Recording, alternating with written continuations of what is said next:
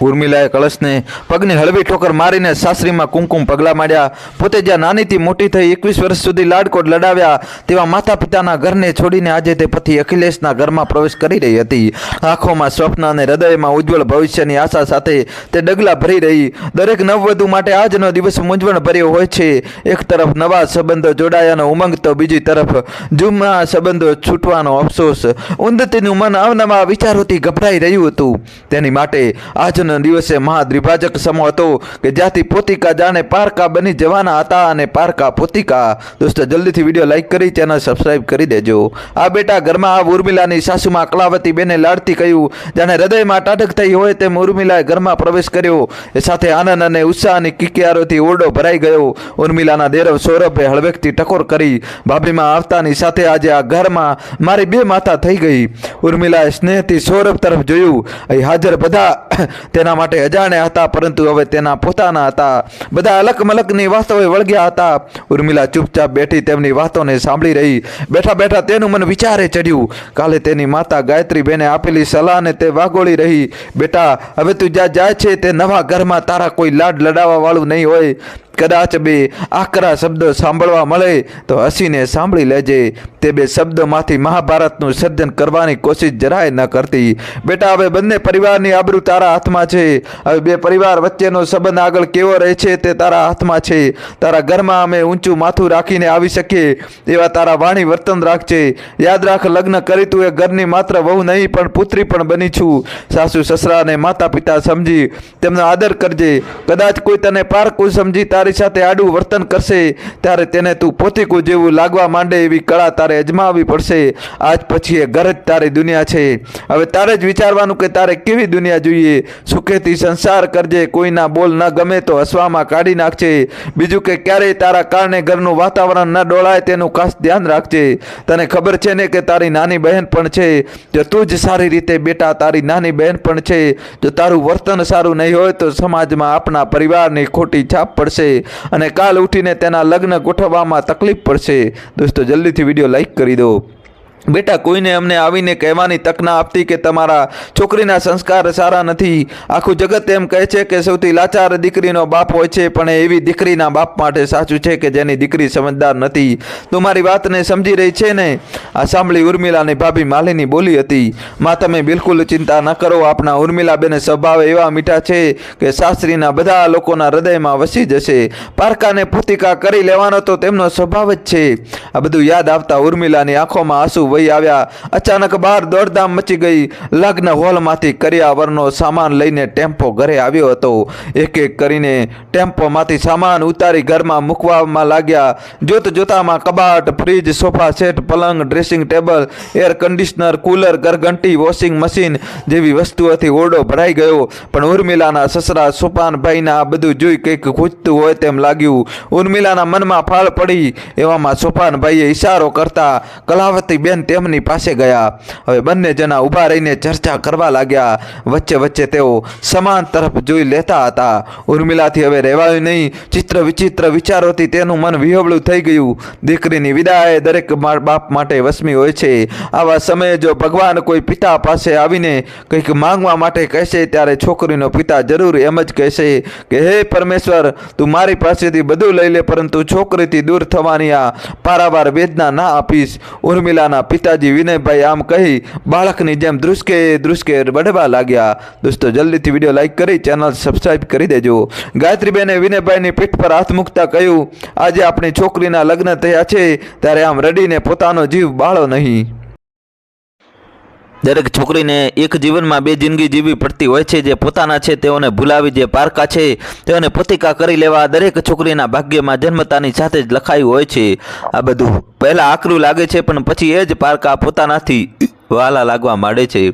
આજ તો સંસારની શ્રેષ્ઠ રમત છે। મને જ જુઓ ને હું મારા માતા પિતાનું ઘર છોડીને તમારા ઘરમાં આવી જ હતી ને। પહેલાં મને મારું પિયર ખૂબ યાદ આવતું પરંતુ હવે સમય મળ્યો તો પણ હું મારા ઘરે જતી નથી। ગાયત્રી, હું આ બધું જાણું છું, પણ મારું મન સમજતું નથી. પહેલાં મને તેના લગ્નની ચિંતા હતી, અને હવે એ ઘરમાં કોઈ તેને પરેશાન તો નહીં કરે ને એ વાતની. શુભ શુભ બોલો, મારી દીકરીને કેમ કોઈ ત્યાં પરેશાન કરશે?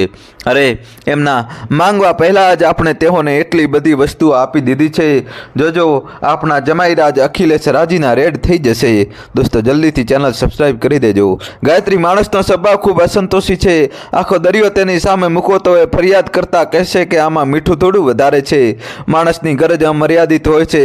સાયકલ મળી તો તે સ્કૂટરની ઈચ્છા રાખે છે, અને સ્કૂટરની ઈચ્છા કરી તો ત્યાં જ વિનયભાઈએ માથા પર હાથ મૂકતા કહ્યું, અરે, લગ્નની ધાંધલ ધમાલમાં આપણે જમાઈરાજને બાઇક આપવાનું તો ભૂલી જ ગયા. તેઓ ચિંતિત વદને એકબીજાને જોઈ જ રહ્યા હતા. ત્યાં અંદરના ઓરડામાંથી ખતરાની ઘંટડી માફક વિનયભાઈનો મોબાઈલ ફોન રણકી ઉઠ્યો. તમે બેસો, હું મોબાઈલ લઈ આવું છું, આમ કહી ગાયત્રીબેન અંદરના ઓરડામાં મોબાઈલને લેવા ગયા. વિનયભાઈ દીકરી વગર સૂના લાગતા એ ઘરમાં નજર દોડાવી રહ્યા. ગાયત્રીબેને અંદરથી ફોન લાવી વિનયભાઈના હાથમાં ફોન મૂકતા કહ્યું, બેભાઈનો ફોન છે. મોબાઈલ પર હાથ મૂકી તેઓ ધીમેથી બોલ્યા, ગુસ્સામાં છે? વિનયભાઈએ કાંપતે હાથે મોબાઈલ હાથમાં લીધો. અસંખ્ય વિચારોનું સમુદ્ર મંથન જાણે તેમના મસ્તિષ્કમાં થઈ રહ્યું. ઉર્મિલા અંદર દબકતે હૈયે સાસુ સસરાને જોઈ રહી હતી. વિનયભાઈ મોબાઈલ પર રોષે રોષે બોલી રહ્યા હતા, જ્યારે સામી બાજુ તેના પિતાજીનો ઢીલો ઢસ અવાજ સંભળાઈ રહ્યો હતો. પોતાને કારણે બાપને સહેવી પડતી અવદશા ઉર્મિલાથી સહન થઈ શકી નહીં. તેની આંખોમાંથી અશ્રુઓ વહેવા લાગ્યા. તેની નજર તેના પતિ અખિલેશને શોધી રહી. અત્યારે તે આ બધી વાતોથી બેખબર તેના દોસ્તો સાથે બહાર આંગણામાં બેસીને મજાક મસ્તી કરી રહ્યો હતો. અખિલેશ ઘરનો આધાર સ્તંભ હતો. વચેટભાઈ સૌરભ હજી ભણતો હતો. નાની બહેન રાધાએ હમણાં જ કોલેજ પૂર્ણ કર્યું હતું. એના પિતાજી સોપાનભાઈ ધંધે ઓછું ધ્યાન આપતા હતા. તેઓ ઉંમરને કારણે ધંધામાંથી સ્વૈચ્છિક નિવૃત્તિ લઈ લીધી હતી. વળી જો તેઓ ધારે તો પણ શારીરિક તકલીફોને કારણે ધંધા પર બેસી શકતા નહોતા. આમ ધંધાની તથા ઘરની સંપૂર્ણ જવાબદારી અખિલેશના શિરે હતી. નાનો ભાઈ સૌરભ અખિલેશના જીગરનો કટકો હતો. મોટા ભાઈના હેતને પરિણામે તે થોડો જિદ્દી સ્વભાવનો થઈ ગયો હતો. આખો દિવસ દોસ્તો સાથે મજાક મસ્તી અને ધમાલ, એ જ સૌરભનું જીવન. દોસ્તો, જલ્દીથી વિડીયો લાઈક કરી દો. અખિલેશના દોસ્ત વિષ્ણુએ ટકોર કરતા કહ્યું, દોસ્ત, તારી સાસરીથી ઘણી સાધન સામગ્રી આવી છે. આપણે પણ ભાભી જેવી જ કોઈ કન્યા શોધીને તેની સાથે પરણીશું. બીજું કંઈ નહીં, પણ ઘરનો તો સાધન સરંજામથી ભરાઈ જાય. આ સાંભળી મનોજ, રૂપલ અને મધુકર ખડખડાટ હસી પડ્યા. અખિલેશ સ્વભાવે ખૂબ ઓછો બોલો હતો. તે કોઈ પણ વાતને ખૂબ સમજી વિચારીને જ કહેતો, જાણે તેના દરેક શબ્દ કિંમતી ન હોય. દોસ્તો સાથે મજાક મસ્તી ચાલી રહી હતી. ત્યાં સૌરભે આવીને કહ્યું, ગમે તે હોય, આ બંધો તો ઘણો ખુશ છે, કારણ ભાભી સ્વભાવે એટલી સારી છે કે તે વાત ન પૂછો. મને ખાતરી છે કે તેઓ મને ખૂબ વહાલ કરશે. મોટા ભાઈ હવે મને વળશે તો ભાભી તેમને એવી વલ કરશે કે વાત ન પૂછો. અખિલેશ લાડમાં બોલ્યો. ઉભો રહે બદમાશ! સૌરભ ભાભીનો પોકાર પાડતો ઘરની અંદર દોડી ગયો. મધુકરે સહેજ ગંભીર થઈને કહ્યું, અખિલેશ, તારી સાસરીવાળાઓએ આટલો સામાન આપ્યો છે, ત્યારે તને એક બાઇક આપતા શું થયું? મનોજે તરત વાતને ઉપાડતા કહ્યું, હા યાર, એક બાઇક તો આપવા જેવી હતી. બાઇક વગર શું મજા? અખિલેશ કંઈક કહેવા જાય ત્યાં જ રાધા દોડતી આવી. મોટાભાઈ, પિતાજી તમને અંદર બોલાવે છે. કેમ, શું થયું? ખબર નહીં, પણ તેઓ ઘણા ગુસ્સામાં છે.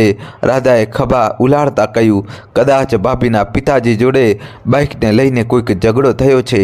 આ સાંભળી અખિલેશ સફાળો ઊભો થઈ અંદર દોડી ગયો. અખિલેશના મિત્રો વિસ્મયથી એકમેકનું મોઢું જોઈ રહ્યા. દોસ્તો, કહાની છેલ્લા સુધી જોજો અને વિડીયો લાઈક કરી દો. વિનયભાઈએ ગાયત્રીબેનના હાથમાંથી મોબાઈલ લીધો અને બોલ્યા, નમસ્કાર સંબંધીજી, બોલો, કેમ યાદ કર્યા? સોપાનભાઈનો સામે છેડેથી અવાજ આવ્યો, આ તમે શું મોકલાવ્યું છે? વિનયભાઈને જેનો ડર હતો તે જ થયું. તે બોલ્યા, સંબંધીજી, ટીવી, ફ્રીજ, વોશિંગ મશીન, જીવન જરૂરિયાતની તમામ વસ્તુઓ મોકલાવી છે. કોઈ ભૂલ થઈ હોય તો માફ કરજો. ઘરેણા પણ જોયો, પૂરા 25 તોલા છે. હજી કંઈ બાકી હોય તો તે પણ આપી દો. અરે હા સંબંધીજી, કાલે જમાઈ રાજા માટે બાઇક પણ મોકલાઈ આપું છું. વિનયભાઈ, અમે તમારી પાસે શું માગ્યું હતું તે યાદ છે ને? લગ્ન પહેલાં જ અમે તમને તાકીદ આપી હતી, પરંતુ મને લાગે છે કે તમે ભૂલી ગયા.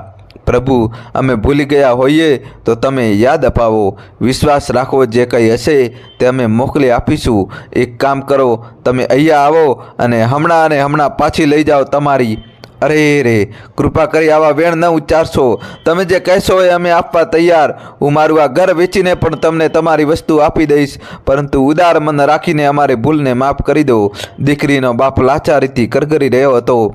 દીકરીનું ભવિષ્ય અંધકારમાં ન મુકાય એટલે તે ખુદનું વર્તમાન અંધકારમાં ધકેલવા તૈયાર થયો. દીકરીના ઘરમાં અજવાળું ફેલાય એ માટે તે પોતાના લોહીનું ઈંધણ બનાવવા તૈયાર હતો. તેઓની વાતો ચાલુ જ રહી હતી ત્યાં જ અખિલેશ અંદર દોડતો આવ્યો. તેની પાછળ સૌરભ અને રાધા પણ આવીને ઊભા રહ્યા. સૌરભે તીરછી નજરે જોયું તો બહારના પાસે ઊભેલી ઉર્મિલા થરથર કંપી રહી હતી. સૌરભે ઈશારાથી ઉર્મિલાને કહ્યું, હું છું ને, તમે જરાય ચિંતા ના કરશો. ભાઈરૂપી દેવરની સાત્વનાથી ઉર્મિલાને થોડી ટાઢક મળી, પરંતુ દહેજરૂપી અજગરે તેની કેટલી શૈલીઓના ઘર ઉજાડ્યા હતા તે યાદ આવતા તેની આત્મા કંપી ઉઠી. કમરામાં સંવાદોની ગરમી વધતી જતી હતી. ઉર્મિલાને કમરામાં ઊભેલા દરેક જણના ચહેરાનો અભ્યાસ કરીને પરિસ્થિતિનો ક્યાસ કાઢવાનો પ્રયત્ન કર્યો. સાસુમાં કલાવતીબેન સસરા સુપાનભાઈના જ પડખે ઊભા હતા. નણંદ રાધા ગભરાઈને ચકળ વકળ આંખે તેની જેમ જ સ્વતંત્ર જોઈ રહી હતી. તેના કરતાં વધુ ચિંતા એ નાનકડી છોકરીના મુખ પર દેખાતી હતી. દીકરીના બાપની ગરમી અને દીકરીના બાપની લાચારી ઉર્મિલા મહેસૂસ કરી રહી. અખિલેશે આવતા વેત પૂછ્યું, શું થયું માં? હજુ ઉર્મિલાને થોડી હિંમત આપી, પરંતુ કલાવતીબેને મોઢા પર આંગળી મૂકી ચૂપ રહેવાનો ઈશારો કરતા અખિલેશ શાંત થઈ ગયો. હવે પિતાજીને કંઈ કહેવું એટલે વાતનું વતેસર કરવા જેવું હતું. અખિલેશે જોયું તો તેનો રોષે ભરાઈને ફોન પર વાતો કરી રહ્યા હતા. ઉર્મિલા અને અખિલેશની નજર એક થઈ. ઉર્મિલાએ ગભરાયેલી જોઈ અખિલેશનું મન વ્યથિત થઈ ઉઠ્યું. આ તમે શું મોકલાવ્યું છે? સોપાનભાઈનો અવાજ સાંભળી ઉર્મિલાની આંખે અંધારા છવાઈ ગયા. થોડીવાર પહેલાં જોયેલું સુખી જીવનનું સ્વપ્ન જાણે તેની આંખ સામે રંગદળાઈ રહ્યું હતું. હવે શું કરવું? કોની પાસે મદદની આશાનો હાથ લાંબો કરવો? હે પ્રભુ, તું મારી સાથે આ કયા જન્મનો બદલો લેવા માગે છે? દોસ્તો, જલ્દીથી વિડીયો લાઈક કરી દેજો. અખિલેશે હળવેકથી ઉર્મિલા તરફ જોયું, પરંતુ તેની આંખો કંઈ કહે તે પહેલાં જ ઉર્મિલાએ મોઢું ફરાવી લીધું. બિચારા દરેક પુરુષની હાલત આવી જ હોય છે. માતાનું સાંભળે તો માં ગેલો અને પત્નીની ચિંતા કરે તો પત્ની ગેલો. બંને સ્ત્રી પુરુષની વ્યથાને સમજતી જ નથી અને દુનિયાને કહે છે કે કોઈ તેમને સમજી લેતા નથી. સામા છેડે વિનયભાઈ નિરંતર વિનવણીઓ કરતા રહ્યા. કૃપા કરી આવા વેણ ના ઉચ્ચારશો. તમે જે કહેશો એ અમે આપવા તૈયાર. હું મારું આ ઘર વેચીને પણ તમને તમારી વસ્તુ આપી દઈશ, પરંતુ ઉદાર મન રાખીને અમારી ભૂલને માફ કરી દો. અરે વેવાઈજી, તમારું મગજ તો ઠેકાણે છે ને? જેની દીકરીનું ભવિષ્ય જોખમમાં મુકાયું હોય તેના બાપનું મગજ ક્યાંથી ઠેકાણે હોય? તમે જે કહેશો તે હું આપવા તૈયાર છું, પણ કૃપા કરીને મારી દીકરીને પાછી મોકલશો નહીં. અરે તમે પણ કમાલ છો, મારી વાતને સમજતા જ નથી. હું તમારી પર એ વાતથી અકળાઈ રહ્યો છું કે તમે આ બધી વસ્તુઓ કેમ મોકલી, ત્યારે તમે હજુ બીજી વસ્તુઓ આપવાની વાત કરી રહ્યા છો. ભલા માણસ, હું તમને કહી રહ્યો છું કે તમે અહીંયા આવો અને હમણાં ને હમણાં પાછી લઈ જાઓ તમારી આ બધી વસ્તુઓને. મને ખબર છે કે મેં તમને બાઇક નહીં આપી એટલે તમે નારાજ થઈને આમ બોલી રહ્યા છો. હવે તમે જો મારી વાતને સમજ્યા નહીં તો હું સાચે જ તમારી દીકરીને ઘરે પાછી મોકલી દઈશ. વિનાયકજી, અમે લગ્ન નક્કી કરતા પહેલાં જ તમને કહ્યું હતું કે અમને છોકરીવાળાઓ પાસેથી કશું જોઈતું નથી. તમે તમારી દીકરી અમને આપી એ બહુ જ મોટી વાત છે. વિનયભાઈ થોડા ઢીલા પડ્યા. સોપાનભાઈએ કહ્યું, આ બધી વસ્તુઓ આપવાની શું જરૂર હતી સંબંધીજી?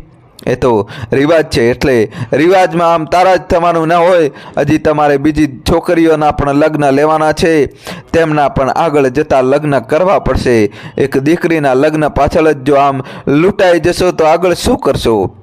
મારી દીકરીને તમે ખુશ રાખો એ આશાથી નાનકડી ભેટ સોગાદો મોકલી છે. ખુશ રાખવા માટે અમને લાંચ આપવાની કોઈ જરૂર નથી. તમે આ બધું વસ્તુઓ મોકલાવીને ઉલટાનું અમારું અપમાન કર્યું છે સંબંધીજી. આમ નારાજ થશો નહીં. મેં તો મારી છોકરીના હકની જ વસ્તુઓ તેને મોકલી છે. ખરેખર જોવા જઈએ તો દહેજ પ્રથા એ આપણા પૂર્વજોની ઉત્તમ પ્રથા હતી, પરંતુ લોભિયા અને દુતારાઓને કારણે આ પ્રથા ખરડાઈ છે.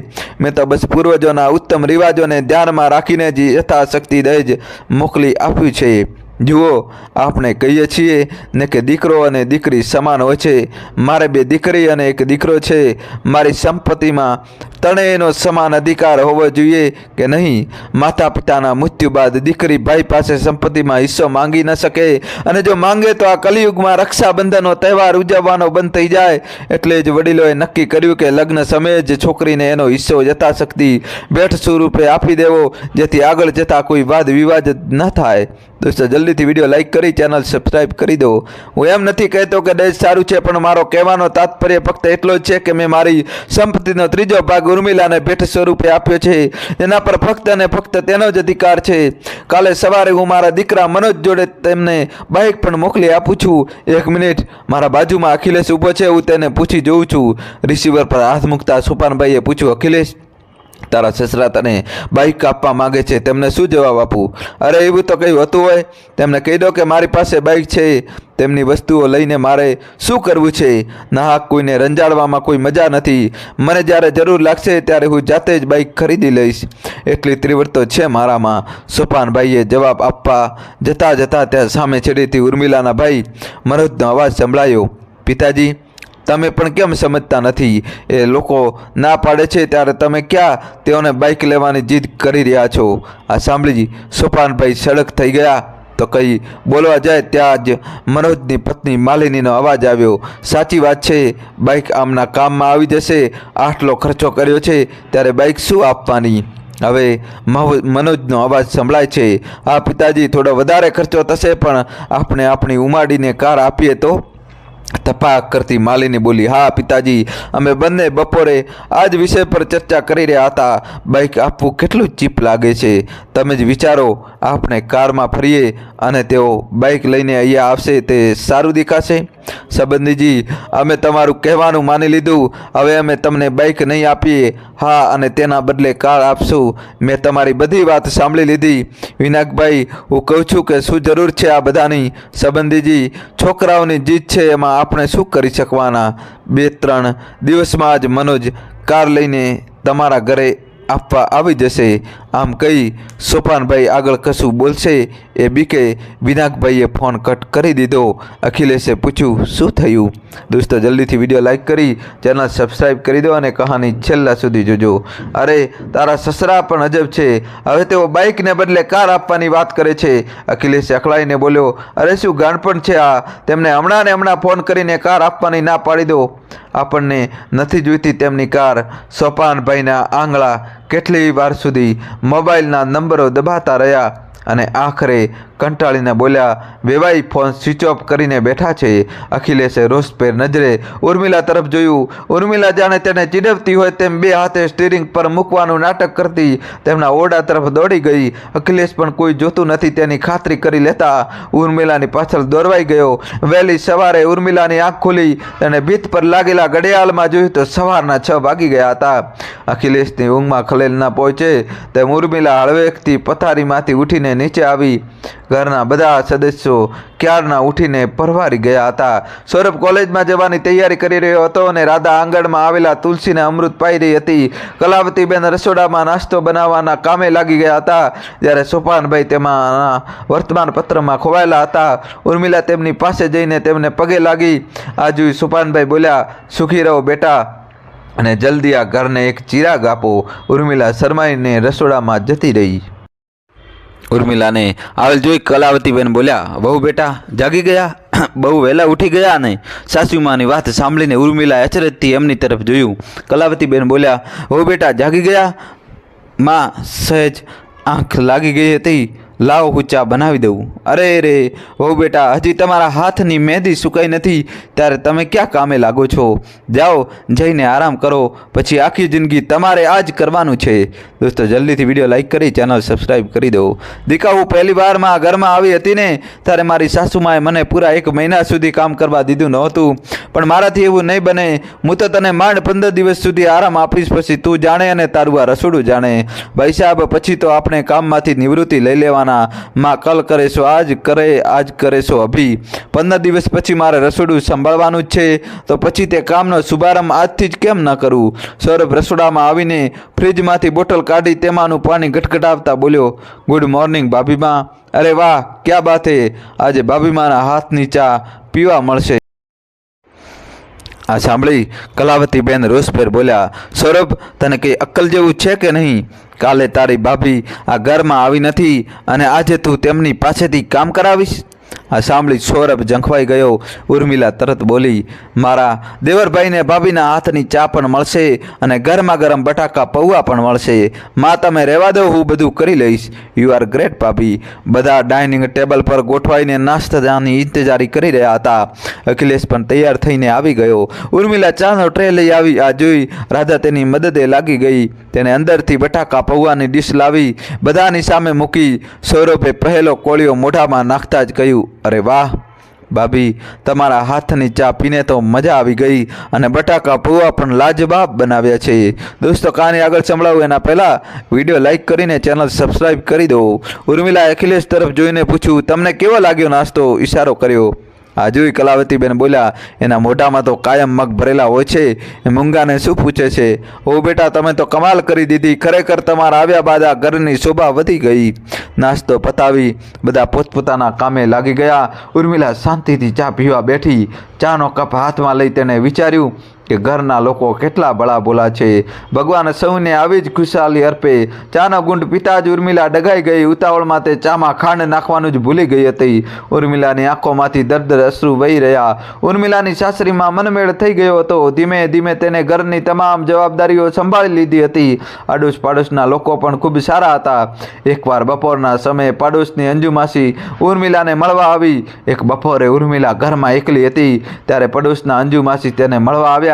ઉર્મિલા ત્યારે ઘરની સાફ સફાઈ કરી રહી હતી.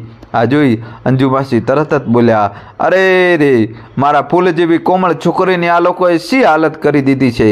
કેમ, મારી હાલતને શું થયું? દીકા, તું તો નરી મૂર્ખ છો જે આ લોકોની ચીકણી ચૂપડી વાતોમાં આવી આખો દી ગોરા વેતરું કરો છો. મને ખબર પડતી નથી કે જ્યારે તારો ધણી કમાતો હોય ત્યારે તમે કામ કરવાની શું જરૂર છે? તારો દિયર તો કોલેજના નામે આખો દી રખડપટ્ટી કરતો હોય છે. ઉર્મિલા સડક થઈને સાંભળી રહી. અંજુ માસી રંગમાં આવી ગયા. ઉર્મિલા, આપણા પડોશમાં રહેતી મીના પણ તારા જેવી જ આખો દી ઘરમાં ગદ્દા મજૂરી કરતી હતી. આખરે મેં તેને અલગ રહેવાની સલાહ આપી અને હવે જો તે કેવી સુખી છે. તેના ઘરમાં નોકર ચાકર પણ છે. પણ બા, આ ઘરના બધા સારા છે. અરે દીકા, આ બધી 4 દિવસની ચાંદની છે. ફિર અંદરી રાત, સમજી? તારી સાસુ કલાવતી બેનને સીધી ન સમજીશ. તેની સાસુ યશોદા મારી બહેનપણી હતી. બિચારી કલાવતીથી ખૂબ પરેશાન કરતી રહેતી. જોજે, હમણાં તારી સાથે મીઠું મીઠું બોલશે અને પછી મસ્ત મોટું દહેજ માગશે. જસુ માસી, કેવી વાત કરો છો? ઉલટાના મારા બાપુજી સામે ચાલીને દહેજ આપતા હતા, છતાં આ લોકો લેતા નહોતા. પહેલાં આનાકાનીનું નાટક કર્યું, પણ પછી તો દહેજ લીધું જ ને. દીકા, તું આ લોકોની ચાલાકી સમજતી કેમ નથી? ચાલ છોડ એ વાતને. હું તને એક વાત કહું, આ સાંભળો. એક માણસ પાસે સોનાના ઈંડા આપતી મરઘી હતી. તેની મરઘી રોજ સોનાનું ઈંડું આપતી. એક દિવસ તેને માણસે વિચાર્યું કે કેમ હું મરઘીનું પેટ ચીરીને સોનાના બધા જ ઈંડા એકસાથે મેળવી લઉં. બસ આ વિચાર આવતા જ તેને મરઘીનું પેટ પાડ્યું. પરિણામે મરઘી મરી ગઈ. આ વાર્તા તારી જ સાસુએ મને એક દિવસ કહેલી. ઉર્મિલા, તારા સાસુ સસરા એટલા મૂર્ખ નથી કે તે સોના આપતી મરઘીને કાપી નાખે, કંઈક સમજી? આ તો દહેજ ન લેવાના નાટક છે. પછી ધીમે ધીમે કોઈકને કોઈક બહાને તારા પિતાજી પાસેથી તેઓ મસ્ત મોટી રકમ પડાવતા રહેશે. મારું કહ્યું માન અને અલગ રહેવા જતી રહે. કંઈક વિચારી ઉર્મિલા બોલી, અંજુ માસી, ચાલો હું પણ તમને એક વાર્તા કહી સંભળાવું છું. એક છોકરાના પિતા દારૂડિયા અને માતા ઝઘડાખોર હતી. ગામમાં એવું એકેય ઘર નહોતું કે જેની સાથે તેને માતાનો ઝઘડો થયો ન હોય. પરિણામે છોકરાને પણ શરાબનું વ્યસન લાગી ગયું. એક દિવસે છોકરાના લગ્ન થયા. તેની પત્ની ઘરનું વાતાવરણ જોઈને તરત સમજી ગઈ કે તેના જીવનની ધૂળધાણી થઈ ગઈ હતી. પરંતુ તે હિંમત હારી નહીં. તે ચૂપચાપ પરિસ્થિતિ સામે લડતી રહી. તેની સાસુ મહેણા ટોણા આપે તો તે હસીને ભૂલી જતી અને મૂંગા મોઢે સાસુ સસરાની સેવા કરતી રહી. અને આખરે તેના પ્રેમથી એ ઘરનું આખું વાતાવરણ બદલી ગયું. તેના પતિએ દારૂને છોડી અને ધંધામાં ધ્યાન આપવાનું શરૂ કર્યું. સાસુ સસરા પણ હવે સુધરી ગયા હતા. તેઓ કોઈની સાથે લડાઈ ઝઘડો કરવાનું ટાળતા.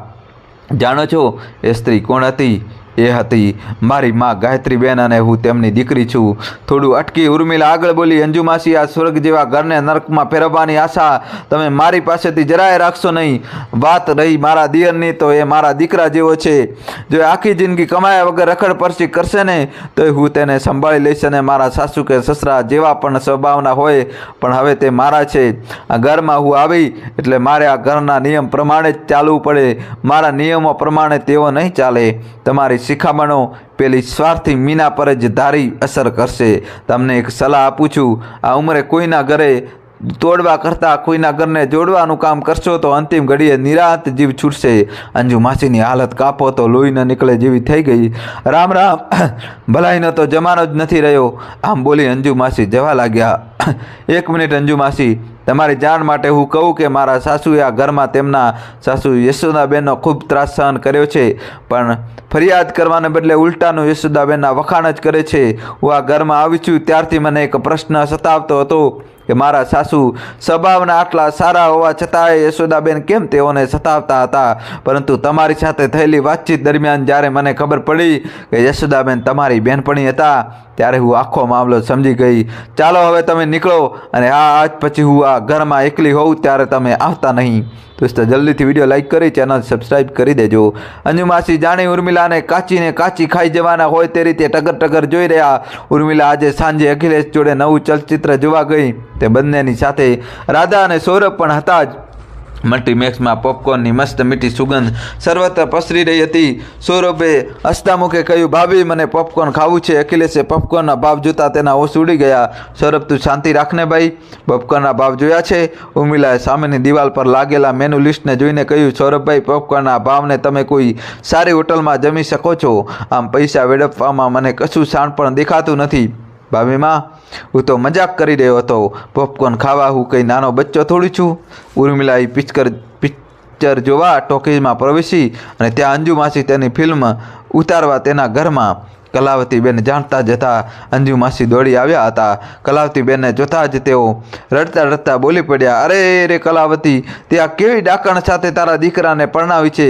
તારી વહુને નાના મોટાનું કંઈ ભાન જ નથી. મને તો લાગે છે કે તારી વહુના મા બાપે તેને સંસ્કાર જ આપ્યા નથી. રામ રામ, ખબર નહીં આગળ જતાં એ તારી કેવી વેલાઈ કરશે. થોડું અટકી તેઓ આગળ બોલ્યા, કલાવતી, છોકરાના મગ પારણામાં અને વહુના પગ બારણામાં જોઈને જ તેના આચાર વિચારનો ખ્યાલ આવી જતો હોય છે. તારી વહુ તે ઘણી જબરી લાગે છે.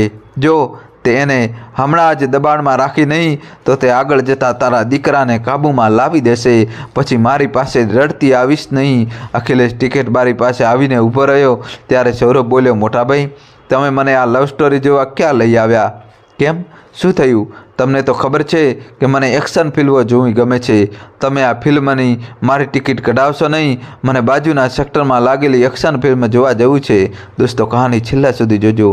આ સાંભળી રાધા બોલી, ભાઈ તું પોપકોર્નનો ખાર કાઢી રહ્યો છે ને, તો પછી આવું શું કામ કરે છે? તને શરૂઆતથી ખબર હતી કે ભાભીને આ પિક્ચર જોવાનું છે, ત્યારે તું આમ છેલ્લી ઘડીએ કેમ ફસકી રહ્યો છે? કારણ ત્યારે મને આ એક્શન ફિલ્મ વિશે જાણ નહોતી. હવે એ લાગેલા પોસ્ટરો જોઈને મારો વિચાર બદલી ગયો. તેમાં હું શું કરી શકું? વળી ટોકેજમાં એક્શન ફિલ્મો જોવાની જ મજા આવતી હોય છે. પારિવાર ફિલ્મો તો ઘરે પરિવાર સાથે બેસી ટીવી પર પણ જોવાય. કંઈક વિચારી ઉર્મિલા બોલી, સૌરભભાઈની વાત સાચી છે. એક કામ કરીએ, આપણે બધા સૌરભભાઈની મનગમતી ફિલ્મ જ જોવા જઈએ. સૌરભ બે રાધા તરફ જોઈને કહ્યું, તું તો કંઈ બોલ, આમ શું ચૂપચાપ તમાશો જોઈ રહી છે? ભાભી તમે પણ ક્યાં દોડડાયાની વાતમાં આવી જાઓ છો? તમે ભાઈ સાથે જે ફિલ્મ જોવા આવ્યા છો તે જ જોવા જાઓ. પણ સૌરભભાઈને એકલા મોકલતા મારો જીવ ચાલતો નથી. તમે જરાય ચિંતા કરશો નહીં. સૌરભ જોડે હું ફિલ્મ જોવા જઉં છું. આમ પણ આપણે એક જ મલ્ટીપ્લેક્સમાં છીએ ને. ફિલ્મ પૂરી થયા બાદ આપણે કાર પાસે ભેગા થઈ જઈશું. સૌરભે ટકોર કરી. તેમની ફિલ્મ 15 મિનિટ વહેલી પૂરી થશે. આખરે ઘણી આનાકાનીઓ, રીસામણા અને મનામણા બાદ ચારેય જણા બબ્બેની ટુકડીમાં પિક્ચર જોવા રાજી થયા. ઉર્મિલાએ વહાલથી સૌરભનો હાથ પકડતા કહ્યું, તમારી ફિલ્મ પૂરી થાય એટલે તરત કાર પાસે આવી જજો. આમ બોલી તેઓ છૂટા પડ્યા. ટોકીજની અંદર રાધાએ સૌરભને કોણી મારતા કહ્યું, ચાપલા, તે કેમ મને આંખનો ઇશારો કરી તારી સાથે આવવા કહ્યું? ડોબી, ભાઈને અક્કલ નથી પણ આપણામાં તો છે. આમ લગ્ન બાદ પહેલું પિક્ચર કોણ ફેમિલી સાથે જોવા જાય છે? ઓહ તેરી, આ વાત તો મારા ધ્યાનમાં આવી જ નહીં. પણ આ વાત તું ઘરેથી નીકળતા પહેલાં પણ કરી શક્યો હોત ને. જો મેં પહેલાંથી આ વાત કહી હોત તો ભાઈ ભાભી ક્યારેય રાજી થયા ન હોત. આમ કહી સૌરભ ખુરશી પરથી ઊભો થયો. હવે તું ક્યાં જાય છે? આપણા બંને માટે પોપકોર્ન લેવા અને રૂપિયા? ભાભીએ છૂટી પડતી વખતે મારા હાથમાં ચાલાકીથી 500 રૂપિયાની નોટ મૂકી હતી. આ સાંભળી રાધા અવાચક નજરે સૌરભને જતો જોઈ રહી. અંજુબેનની વાત સાંભળી લીધા બાદ કલાવતીબેન બોલ્યા, કોઈને સાચો માર્ગ બતાવવું એ ઉદ્ધતાઈ ના કહેવાય. મારી બહુ સમજદાર હતી એટલે તમારી ચડામણમાં ન આવી, નહીંતર તમે તો મારા ઘરમાં આગ ચાંપવાની પૂરી તૈયાર કરી લીધી હતી.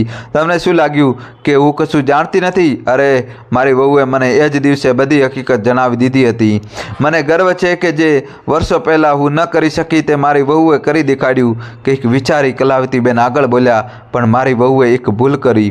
તે એકલી હોય ત્યારે તમારા ઘરમાં આવવું નહીં એમ તેને કહેવું જોઈતું નહોતું. હું ક્યારની તને આજ તો સમજાવવાનો પ્રયત્ન કરું છું. બલકે મારી વહુએ તમને એમ કહેવું જોઈતું હતું કે તમારે આજ પછી આ ઘરના પગથિયા ક્યારેય ચડવા નહીં. કલાવતી, આ તું શું બોલી રહી છે? કલાવતી ગુસ્સાથી ધમધમતા બોલ્યા, હું એ જ બોલી રહી છું કે જે તમે સાંભળી રહ્યા છો. જ્યાં સુધી હું વહુ હતી ત્યાં સુધી તમે મારા સાસુની ચડામણી કરી, મારું જીવન જીવતે જીવતે નર્ક સમૂહ કરી દીધું હતું. અને આજે જ્યારે હું સાસુ બની છું ત્યારે મારા વહુની ચડામણી કરી રહ્યા છો. તમને આખરે મારી સાથે કયા જન્મનો બદલો લેવા માગો છો? જો તને એમ જ લાગતું હોય તો હું અહીંયા કેમ પળ પણ નહીં રોકાવું. મને યાદ રાખશે, આજ પછી આ અંજુ માસી તારા ઘરમાં પગ નહીં મૂકે. જો એમ થાય તો મારું સદનસીબ. અંજુ માસીના જતાં જ કલાવતીબેને આંસકારો લીધો અને તેમના કામે લાગી ગયા. હજુ થોડી જ મિનિટ તો વીતી હશે ત્યાં અંજુ માસી હાથમાં થેલી લઈને આવ્યા. અરે કલાવતી, સાંભળે છે કે ક્યાં જતી રહી આ છોકરી? સાંભળ, અમારા ગામડાના એક સંબંધી મને રીંગણા આપતા ગયા છે. હવે હું એકલી જીવ કેટલા રીંગણા ખાઈશ? તેથી વિચાર્યું કે ચાલ તને થોડાક આપી જાઉં. તારા છોરા છૈયા તાજા માજા અને દેશી રીંગણા ખાઈને રાજીના રેડ થઈ જશે. બોલ, આ થેલીને ક્યાં મૂકવું?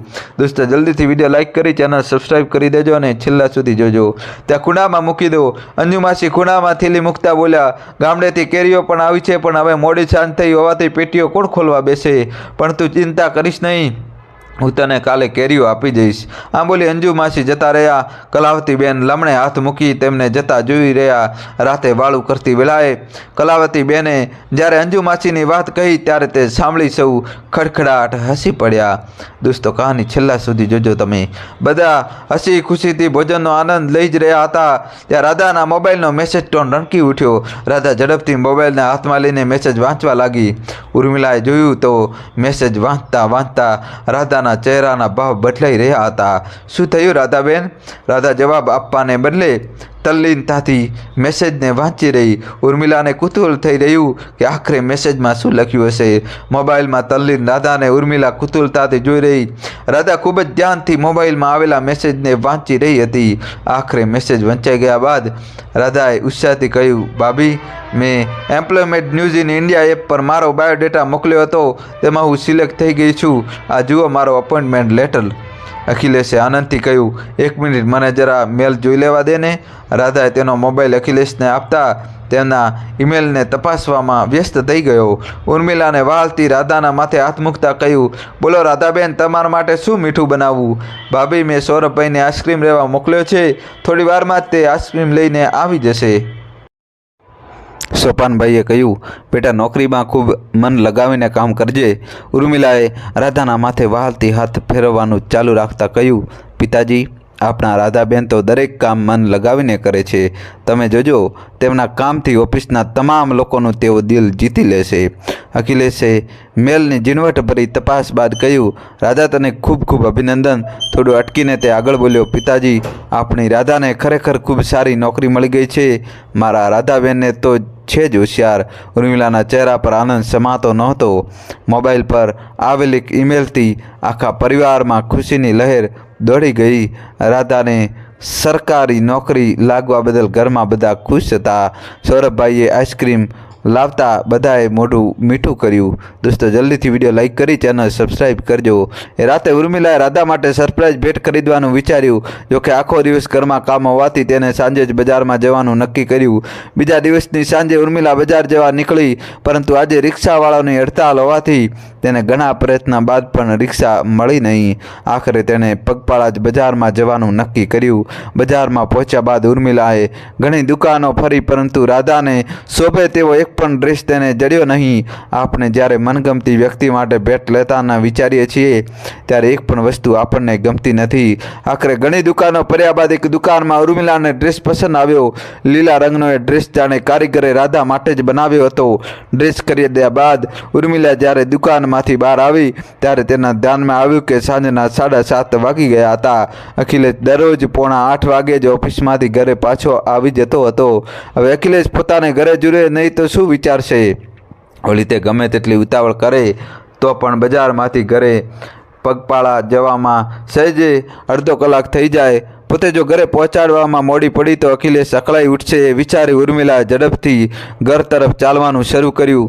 ઘડિયાળના કાંટા સાથે જાણે રેસ લગાવી હોય તે રીતે ઉર્મિલા રસ્તા પર ઉતાવળીએ ચાલી રહી હતી. અખિલેશને પોતે શું જવાબ આપશે એ વિચારમાં ઉર્મિલાનું આખું શરીર પરસેવે રેબઝેબ થઈ રહ્યું હતું. જોકે ઉર્મિલાએ ઘણો પ્રયત્ન કર્યા છતાંય તેને ઘરે પહોંચવા 8:15 વાગી જ ગયા. આંફળી ફાંફળી તે જ્યારે ઘરમાં પ્રવેશી ત્યારે અખિલેશ સોફા પર જ બેઠો હતો. અખિલેશ કંઈ પૂછે તે પહેલાં જ ઉર્મિલાએ બોલવાનું શરૂ કર્યું. આજે રિક્ષાવાળાઓની હડતાલ હતી એટલે મારે બજારમાં પગપાળા જવું પડ્યું અને તેમાં દોસ્તો જલ્દીથી ચેનલ સબસ્ક્રાઈબ કરી દો અને કહાની છેલ્લા સુધી જોજો. અરે રે બસ કર, તારે મને સ્પષ્ટતા આપવાની કોઈ જ જરૂર નથી. વાલી, મને તારા પર સંપૂર્ણ વિશ્વાસ છે. કોઈક જરૂરી કામ હશે એટલે તું બહાર ગઈ હોઈશ એટલી અક્કલ મારામાં છે. આમ ગુનેગારોની જેમ મારી સામે કબૂલાત આપીને તું મને શરમમાં મૂકીશ નહીં. તું આટલી આફી કેમ રહી છે? ઉર્મિલા, આમ ખોટી ચિંતા કરીને લોહી બાળવાની તારે કોઈ જરૂરિયાત નહોતી. વાલી, યાદ રાખજે કે તું આ ઘરની વહુ છે, કોઈ કેદી નહીં. ઉર્મિલા દોડીને અખિલેશને વળગી પડી અને ધ્રુસકે રડતા બોલી. રાધાબેન માટે સરપ્રાઈઝ ગિફ્ટ લેવામાં મોડું થયું એટલે હું ઘણી ગભરાઈ ગઈ હતી. મને એમ કે તમે ગુસ્સે થશો. મમ્મી પપ્પા અંદર રૂમમાં જ છે. ઉર્મિલા તરત અખિલેશથી દૂર થઈ ગઈ. ચાલ હવે મને તે લાવેલી ભેટ દેખાડ. ઉર્મિલા અખિલેશને અંગૂઠો દેખાડતા બોલી. એ તો સરપ્રાઈઝ છે. અખિલેશ કંઈ બોલે તે પહેલાં ઉર્મિલા ખિલખિલાટ હસતી તેમના ઓરડા તરફ દોડી ગઈ. ઉર્મિલાને સારા દિવસોના આસાર દેખાતા આખા ઘરમાં ઉત્સવનો માહોલ છવાઈ ગયો હતો. અખિલેશે કહ્યું, ઉર્મિલા, તને ચેકઅપ માટે દવાખાને લઈ જવા આજે સાંજે દુકાનમાંથી વહેલો ઘરે આવી જઈશ. રાધાએ કહ્યું, ભાભી, હવે તમારે બસ આરામ જ કરવાનો છે. આજ પછી અમારા ભત્રીજાને સાચવવાનું એ જ તમારું એકમાત્ર કામ. રાધાની વાત સાંભળી ઉર્મિલા ચોંકી ઉઠી. વર્તમાનમાં આવેલા સારા દિવસોમાં તેને ભવિષ્યના માઠા દિવસોનો અણસાર દેખાઈ આવ્યો. ઘરમાં અત્યારે બધા કુળદીપકને જન્મ આપીશ એમ વિચારીને ખુશ છે, પરંતુ જેમ દીકરીને જન્મ આપ્યો તો અનેક શંકા કુશંકાઓથી ઉર્માલું મન ઘેરાઈ રહ્યું હતું. તાજેતરમાં જ તેની બેનપણી કાજલને દીકરી થતાં તેના પતિએ તેને ડિવોર્સ આપી દીધો હતો. વળી બીજી બેનપણી અંકિતાને 2 દીકરીઓ જન્મતા તેના સાસરીવાળા પરેશાન કરવા લાગ્યા હતા. એ ભગવાન, મારી સાથે પણ આવું કશું નહીં થાય ને? આ સારા દિવસો છે કે પછી? પરંતુ બીજી ક્ષણે ઉર્મિલાને વિચાર આવ્યો, ના, મારી સાથે આવું કશું નહીં થાય. મારા પતિ અને સાસરીવાળા કેટલા સમજદાર છે. તેમની માટે દીકરો અને દીકરું બેય સમાન છે. હવે જુઓ ને, આ ઘરમાં જેટલા વાલા સૌરભભાઈ થાય છે એટલા જ વાલા રાધાબેનને પણ થાય છે. મેં ક્યારેય કોઈની લાગણી દુભાવી નથી. ત્યારે ઈશ્વર મારી સાથે અન્યાય કેમ કરે? ઉર્મિલાને આ વિચાર આવતા થોડી રાહત થઈ. તેને રાહતનો ઉચ્છ્વાસ છોડી બારીની બહાર જોયું તો સામે જંજુ માસી બેઠેલા દેખાયા. ઉર્મિલાએ ગભરાઈને બારી પાસે આવી બાસી લીધી. અખિલેશે આજે સાંજે દુકાનમાંથી વહેલું આવવાનું કહ્યું હતું, પરંતુ 7:45 વાગી ગયા હોવા છતાંય તે ઘરે પાછે આવ્યો ન હતો. ઉર્મિલા બેચેનીથી આંટા ફેરા મારતી તેના આવવાની રાહ જોઈ રહી હતી. થોડી વારે તે રસ્તા પર નજર ફેરવતી, પરંતુ ત્યાં અખિલેશ ન દેખાતા તેનું મન ઉદાસ થતું જતું હતું. તે કંટાળીને સોફા પર બેઠી જતી ત્યાં ઘર સામે એક લાલ રંગની કાર આવીને ઊભી રહી. ઉર્મિલાએ બારીમાંથી બહાર ડોક્યું કરતા તેને કારમાંથી રાધા ઉતરતી દેખાઈ. રાધા કારના બારણા પાસે ઊભી રહીને કોઈકની સાથે હસીને વાતો કરી રહી હતી. આજે ઉર્મિલાના કપાળની રેખાઓ તંગ થઈ. કારમાં કોણ છે તે જોવાનો ઉર્મિલાએ પ્રયત્ન કરતા તેને ડ્રાઇવિંગ સીટ પર બેઠેલો એક યુવક દેખાયો. રાધા જોડે હસીને વાતો કરતા તેને સ્પર્શ પણ કરી લેતો હતો. આ દ્રશ્ય જોઈ ઉર્મિલા સમસમી ગઈ. રાધા જ્યારે ઘરમાં પ્રવેશી ત્યારે સામે જ ઉર્મિલાને ઊભેલી જોઈ ગભરાઈ ગઈ, પરંતુ બીજી ક્ષણે ખુદને સંભાળતા તે બોલી, મારા ઓફિસના બોસ છે. આજે મને ઘણું મોડું થઈ ગયું હોવાથી તેઓ મને ઘરે ડ્રોપ કરવા આવ્યા હતા. દોસ્તો જલ્દીથી ચેનલ સબસ્ક્રાઈબ કરજો અને છેલ્લા સુધી જોજો. આમ કહી રાધા સસડા તેના ઓરડામાં જતી રહી. ઉર્મિલા તેની પાછળ જતી ત્યાં અખિલેશની કારનો હોર્ન વાગ્યો. ઉર્મિલા ઓરડામાં ઊભી હતી એટલી વારમાં અખિલેશે ઘરની અંદર આવતા કહ્યું, સોરી ઉર્મિલા, આજે દુકાનમાં ગ્રાહકોની ઘણી ભીડ હોવાને કારણે મને આવવામાં મોડું થઈ ગયું. તમારે સોરી કહેવાની કોઈ જરૂર નથી. મને ખબર છે કે જ્યારે આપણે કશે જવાની ઉતાવળ હોય ત્યારે જ અટવાઈ જઈએ છીએ. આવી પરિસ્થિતિ દરેક સાથે નિર્માણ થતી હોય છે, માટે તમારે ખોટું લોહી બાળવાની કોઈ જરૂર નથી. જો કે તમે આવવામાં મોડું થયું એ એક અર્થે સારું જ થયું, નહીંતર આગળ જતાં કદાચ આપણને મોડું થઈ જાત. ત્યારે જે કંઈ કહેવું હોય તે સ્પષ્ટ કહી દે. આમ ગોળ ગોળ વાતો સાંભળવી મને ગમતી નથી. ઉર્મિલાના મનમાં રાધા જ રમી રહી હતી, પરંતુ જાણકારીના અભાવે હમણાં અખિલેશને કશું પણ જણાવવું યોગ્ય ન હતું. અરે કશું ખાસ નથી, ઠીક છે, તું તૈયાર હોય તો આપણે ફટાફટ દવાખાનામાં જઈ આવીએ. ના, હવે દવાખાનામાં જવાનો કોઈ મતલબ નથી. આપણે જઈશું ત્યાં સુધીમાં તો તે બંધ થઈ જશે. આપણે કાલે જઈએ તો નહીં ચાલે? આમ પણ આજે તમે દુકાનમાંથી થાકીને આવ્યા છો. અખિલેશે સહમતીમાં માથું હલાવતા ઉર્મિલા આગળ બોલી, તમે ફટાફટ હાથ પગ ધોઈ લો, ત્યાં સુધીમાં હું તમારી માટે ગરમા ગરમ જમવાનું પીરસું. અખિલેશના વોશરૂમમાં જતાં જ ઉર્મિલાએ રાધાના ઓરડાની દિશામાં પગ ઉપાડ્યા. સોપાનભાઈ અને કલાવતીબેન બજારમાંથી ખરીદી કરીને ઘરે પાછા આવી રહ્યા હતા. માર્ગમાં બંને હસી હસીને વાતો કરી રહ્યા હતા. તમે સ્ત્રીઓ 5 રૂપિયાની વસ્તુ ખરીદવામાં પણ કેટલી રકચક કરો છો. 5 રૂપિયા સારું આટલું લોહી ઉકાળો કરવામાં ખબર નહીં તમને શું આનંદ આવે છે. દિવસ રાત તનતોડ મહેનત કરીને ઘરે કમાવી લાવનાર અમારા પતિદેવોના રૂપિયા બચાવવાનો આનંદ આ સૂઝબૂઝ હજારો રૂપિયાના ઘરેણાં ખરીદતી વખતે ક્યાં ગાયબ થઈ જાય છે. તમે પુરુષો નહીં જાણો, પણ હજારો રૂપિયાના ઘરેણાં ખરીદવામાં જ અમારી ખરી સૂઝબૂઝ છે. ઘરેણાં ખરીદવામાં અમને એક જાતનો સંતોષ મળતો હોય છે. સંતોષ? રૂપિયા લૂંટાવાનો નહીં, પરંતુ 5 રૂપિયા બચાવીને ભેગા કરેલા હજારો રૂપિયાને યોગ્ય રોકાણમાં લગાડવાનો સંતોષ. તમે સ્ત્રીઓ પાસે બધા સવાલોના તમારી તરફેણમાં જવાબો તૈયાર જ હોય છે નહીં? દોસ્તો, વિડીયો લાઈક કરી દો અને કહાની છેલ્લા સુધી જોજો. ઘર નજીક આવતા જ કલાવતીબેન થોડા ગંભીર થઈને બોલ્યા, સાંભળો છો, રાધા હવે ઉંમરલાયક થઈ ગઈ છે, તેના જલ્દી જ લગ્ન લેવા જાય તો સારું. છોકરીની જાત છે, ક્યાંય ઊંચ નીચ થઈ જશે તો સમાજમાં આપણે મોઢું દેખાડવાને લાયક નહીં રહીએ. મારા ધ્યાનમાં આ વાત છે, મેં તને કહ્યું નહીં, પણ મારી નજરમાં એક છોકરો છે. કોણ છે?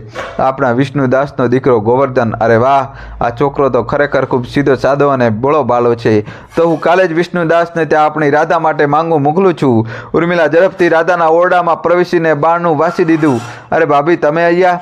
રાધા, સાચું બોલ, તું કોની જોડે કારમાં આવી હતી? તારો શું સંબંધ છે તેની સાથે? ભાભીમાં, કારમાં સરવણ હતો. હું અને સરવણ એકબીજાને દિલો જાનથી ચાહીએ છીએ, પરંતુ સરવણની બીજી જાતિ ન હોવાથી તમને લોકોને જણાવવાની મારી હિંમત થઈ નહીં.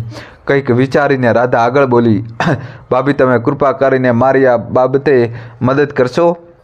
જો સરવણ સાથે મારા લગ્ન થાય નહીં તો હું મરી જઈશ. રાધાબેન, આ બધું ક્યારથી ચાલે છે? નોકરીના પહેલા દિવસે જ મારી સરવણ સાથે મુલાકાત થઈ. આ પહેલી મુલાકાત જ અમને લાગ્યું કે અમે એકબીજા માટે જ જન્મ્યા છીએ. ભાભીમાં, તમે અમને મદદ કરશો ને? જુઓ રાધાબેન, જેમાં તમારી ભલાઈ હશે તેમાં હું પડછાયાની જેમ તમારી પડખે ઊભી રહીશ, પરંતુ જેમાં તમારું ભવિષ્ય મને અંધકારમય દેખાતું હોય તેમાં હું તને કેવી રીતે સાથ આપી શકીશ? સરવણ બીજી જાતિનો છે એટલે તમે આવું બોલો છો ને? પણ ભાભી, પ્રેમ નાત જાત જોઈને નથી થતો. આપણે મનુષ્ય ક્યાં સુધી જ્ઞાતિ જાતિમાં અટવાયેલા રહીશું હંમેશા? કારણ મનુષ્ય સામાજિક પ્રાણી છે અને તેથી તેને સમાજે બનાવેલા નીતિ નિયમોને પાળવા પડે છે.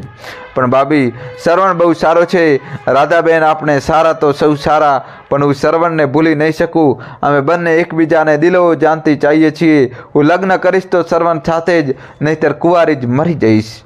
દોસ્તો, વિડીયો લાઈક કરી દો. રાધાબેન, એક વાત જાણી લો કે પ્રેમ એ સોડા બોટલ જેવો હોય છે. જેમ સોડા બોટલને ખોલતા શરૂઆતમાં ઉભરો આવી બધું શાંત થઈ જાય છે, તેવું જ કંઈક પ્રેમમાં પણ બને છે. શરૂઆતમાં જે પ્રેમી પંખોડિયાઓને એકબીજા વગર ક્ષણભર પણ ચાલતું નથી, આગળ જતાં તેઓ જ એકબીજાનું મોઢું જોવાનું પસંદ કરતા નથી. લગ્ન બાદ એકબીજામાં દોષ અને ઉણપો દેખાવા લાગે છે. બસ પછી શરૂ થઈ જાય છે તકરારો અને ફરિયાદો. અંતે દુઃખ અને પછતાવા સિવાય તેઓની પાસે કશું શિલ્લક રહેતું નથી. થોડું અટકીને ઉર્મિલા આગળ બોલી, રાધાબેન, જો તમારી સાથે આવું થાય તો તમે ફરિયાદ લઈને કોની પાસે જશો?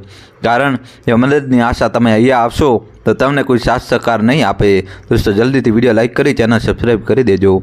તમે જે વિચારો છો કે જે દીકરીને માતા પિતા આબરૂની પરવા કરી નહીં હોય તેને પરવા તેના માતા પિતા કેમ કરશે? તેઓ તો એવું જ કહેશે કે તમે તમારી મરજીથી લગ્ન કર્યા, હવે તેનું સારું માઠું પરિણામ પણ તમે જ ભોગવો. રાધાબેન, જીવનમાં અસલી ખુશી ત્યારે જ મળે છે જ્યારે આપણે સૌના મનને સાચવ્યા હોય. ખેર, તમે તમારી અંતર આત્માને કેટલાક પ્રશ્ન પૂછી જુઓ કે જેમ કે જે લગ્નમાં માતા પિતાની હાય હોય તેમાં તમે આનંદ મેળવી શકશો ખરા? માતા પિતા, ભાઈ ભાભી બધાને દુઃખી કરી તમે ફક્ત ખુદના સુખનો વિચાર કરશો તો સુખી રહી શકશો ખરા? જે લગ્ન જીવનની શરૂઆત જ ભાગવાથી થઈ હોય તેમાં તમને સ્થિરતા મળશે ખરી? વળી સર્વના રીતિ રિવાજો અલગ છે અને આપણા અલગ. તમે બંને જુદા જુદા વાતાવરણમાં ઉછર્યા છો. આવી પરિસ્થિતિમાં તમે એકબીજા સાથે મેળ બાંધી શકશો ખરા? ફક્ત દિલ મળવાથી જિંદગીમાં આગળ વધી શકાતું નથી. તે માટે મન અને વિચારોનું મળવું પણ એટલું જ જરૂરી છે. માતા પિતાની મરજી વિરુદ્ધ જઈને લગ્ન કરેલા પ્રેમી પંખુડાઓને જલે જ સફળતા મળતી મેં જોઈ છે. રાધાબેન, માછલી એ માછલી હોય છે, પછી તે ખારા પાણીની હોય કે મીઠા પાણીની, છતાંય બંને જુદા જુદા વાતાવરણમાં જીવી શકતી નથી. તો શું હું શ્રવણને ભૂલી જઉં? જુઓ રાધાબેન, રાતે જોયેલા સપના ગમે તેટલા સારા કેમ ન હોય, સવારે ઉઠતા જ આપણે તેને ભૂલી જઈએ છીએ ને. હવે સપનામાં જ આખો દી રાતતા ફરવું કેટલું વ્યાજબી છે.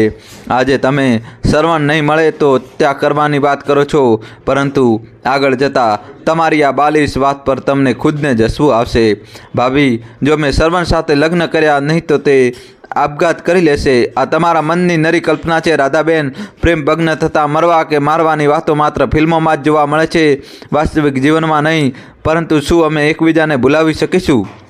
રાધાબેન, તમે યાદ કરો કે નાનપણમાં એવી કેટલી વસ્તુ હતી કે જેના વગર તમે રહી શકતા નહોતા, જે પામવા તમે રડી રડીને આખું ઘર માથે ઉઠાવી લેતા. પરંતુ આજે તમને એ વસ્તુ રમકડા યાદ પણ નથી. આ રીતે જ સમય પસાર થતાં તમે બંને એકબીજાને વિસરી જશો. ભાભી, તમને શું ખબર પ્રેમ શું હોય છે તે? તમે ક્યારેય કોઈને પ્રેમ કર્યો હોત તો મારા દિલની વ્યથા સમજી શક્યા હોત. અરે રાધાબેન, યુવાનીમાં વિજાતીય આકર્ષણથી કોઈ બાકાત રહી શક્યું નથી. ઉંમરના દરેક તબક્કામાં મનુષ્યનું આકર્ષણ બદલાતું જાય છે. નાનપણમાં રમકડા પ્રત્યે આકર્ષણ હોય છે, યુવાનીમાં વિજાતીય જાતિ પ્રત્યે. પરંતુ જે યુવાનીના આ તબક્કે સંયમ રાખી શકે તે જ આગળ જતાં ચારિત્રવાન કહેવાય છે. વધુ કમાવવું આસાન છે, પરંતુ ચરિત્રને કમાવવું ખૂબ મુશ્કેલ. અને એટલે જ ચરિત્રથી ઊંચી કોઈ મૂડી નથી. એક તબક્કે મને પણ વિજાતીય આકર્ષણ થયું હતું, પરંતુ મેં સંયમ જાળવ્યો. પરિણામે આજે મારી સાથે મારા માતા પિતા પણ ખુશ છે. તો મારે શ્રવણને શું જવાબ આપવાનો? તેને કોઈ પણ જવાબ આપવાની શું જરૂર છે? તમે બસ તેની સાથે બોલવાનું છોડી દો. આપમેળે બધું ઠીક થઈ જશે. છતાં એ તમારી સાથે વાત કરવાનો પ્રયત્ન કરે તો તેને રોકડું પરખાવી દો. મને આ બધું પસંદ નથી. જો તે તને ખરેખર સાચો પ્રેમ કરતો હશો તો તમારા માર્ગમાં ક્યારેય આડો નહીં આવે. દોસ્તો, જલ્દીથી વિડીયો લાઈક કરી દો. અમે બંને એક જ જગ્યાએ કામ કરીએ છીએ. જો તે મારી પાછળ હાથ ધોઈને પડી ગયો તો નોકરી છોડી દે. શું નોકરી છોડી દઉં? હા, નોકરી બીજી પણ મળી જશે, પરંતુ ગયેલી ઇજ્જત ક્યારેય પાછી મળશે નહીં. અને આ શ્રવણ તમને દિલોજાનથી ચાહે છે એ વાત મગજમાંથી કાઢી નાખો. ભાભી, તમારા આ વાતથી હું જરાય સહમત નથી. તમે આવું કેવી રીતે કહી શકો છો? અનુભવથી ઉર્મિલાએ ઊંડો શ્વાસ લેતા કહ્યું, રાધાબેન, તમે જ્યારે કાર પાસે ઊભા રહી શ્રવણ સાથે વાતો કરી રહ્યા હતા ત્યારે હું બારી પાસે ઊભી રહી તમને બંનેને જોઈ રહી હતી. મેં જોયું કે શ્રવણ વાતો કરવાના બહાને વારંવાર તમને સ્પર્શતો હતો. આનો મતલબ તમે સમજો છો? આ સાંભળી રાધાના મગજમાં ઝબકારો થયો. અરે હા, મને પણ તેની આ આદત ગમતી નથી. ભાભીમાં, હવે હું તમારી બધી વાત સમજી ગઈ. તમે મારું આ બાબતે ધ્યાન દોરી મારી આંખો ઉઘાડી દીધી. તમારો ખૂબ ખૂબ આભાર. રાધાબેન, આમાં આભાર શેનો? ઉલટાનું તમે મારી વાત સમજી ગયા ને એ બદલ મારે આભાર માનવો જોઈએ. રાધાબેન, દીકરો ભલે ઘરનો ચિરાગ હોય પણ ઘરનું નામ તો છોકરી જ દીપાવે છે. ભાભી, મને માફ કરી દો. તમે મને સમજાવી ન હોત તો હું કદાચ. રાધા અને ઉર્મિલા બંને એકબીજાને ભેટી પડ્યા. અરે ઉર્મિલા, તું મને ગરમા ગરમ જમવાનું આપવાનું કંઈ અહીંયા શું કરે છે?